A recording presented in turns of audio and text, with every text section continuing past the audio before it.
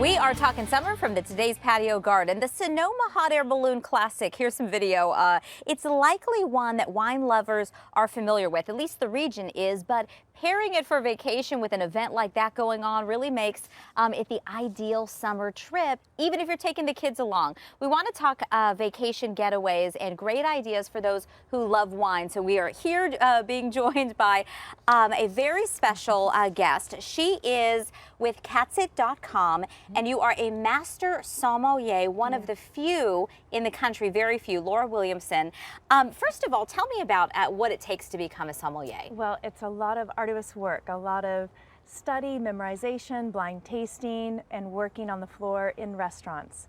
So for many, many years, and then a series of grueling exams. Pass rate barely, I would say 5 to 10%. You're kidding. Best case scenario. Wow. Well, yes. Congratulations on this big you. accomplishment. Thank and you've you. worked with some of the best known chefs in the world over the years, right? I have. Lucky to do so. So part of your job would be to travel around to wine regions all over the country, because you need to know exactly, well, you've got to do your research. You got to know which places are the best to visit, and also, I mean, who's churning out the best wines and how they vary year to year. They vary every vintage. So Absolutely. What advice would you have for those who are looking to plan a vacation and you love wine and you'd like to incorporate maybe visiting a vineyard? It's a question I get all the time. It's one of the most challenging facets to come across with information. And that's one reason that I love Katsit. It's the largest comprehensive winery guide in the world. It's a global scale. And it can provide all this information just with touch of finger, with the events calendar, as we're going to discuss today. Everything's listed on the events calendar. Wineries, over 10,000 wineries are listed on the website. And so you can use this website to make your reservations if you'd like a tour. Because sometimes there's tours, sometimes there's tastings, there's various levels of intimacy and probably expense involved. You book directly right online, absolutely. Okay, so you picked out a couple of locations in particular that you think would make for good vacation destinations for the wine lover. We want to begin with North Fork, Long Island. Yes. That was kind of a surprising selection. I know, not on the tip of everyone's tongue, but one of my favorite areas in the world for wine, not just in America. Really? Yes. Fantastic area, mimicking a lot of the styles in Bordeaux. But the festival is the Strawberry Festival, so you can take the whole family, a lot of arts and crafts that go on.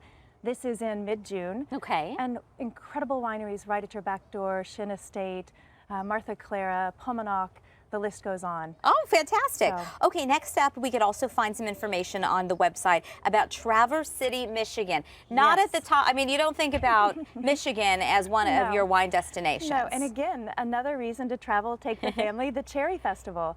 It's early July, and on an annual basis, it's one of the most popular festivals around the world. Leelanau Peninsula, right there, Lake Michigan, gorgeous, and so many fantastic wineries focused, believe it or not, on white and red varietals. Really? Cabernet Franc, Riesling, Sauvignon Blanc, Chenin. There's many different grapes that they produce, rosés and ciders, just about everything. So it's a very diverse landscape through Michigan, I suppose. Even though you don't think so because it's so far north. And all that information, once you start tooling around on Katsit.com, you can find all this information even when you didn't realize you could find it. Well, and one of the cool things is, okay, so you know you love wine, maybe you're going for a family reunion or a wedding someplace, not necessarily of your selection, and you can likely kind of pair this up with your interests with a short road trip. That's the whole point if you really love wine like we do. Yes. Okay, last but certainly not least, we want to highlight Santa Barbara, California. Love Santa Barbara, beautiful destination. Gorgeous, and they have an incredible beachside wine festival. It represents California wine, so not only Santa Barbara, there are a lot of local wineries that participate, but it's pretty amazing. It's literally right on the beachside, mid-July. Who doesn't want to leave Arizona that time of year and go to the beach?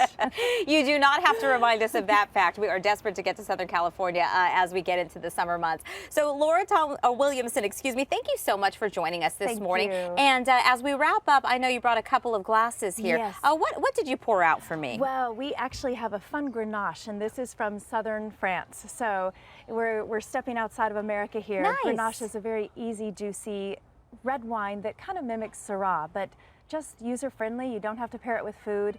Works beautifully. All right, who needs food when we have the wine? Exactly. Laura, Wine's all we need. Thank you so much. Please enjoy your visit to Arizona. We'll head on into the studio.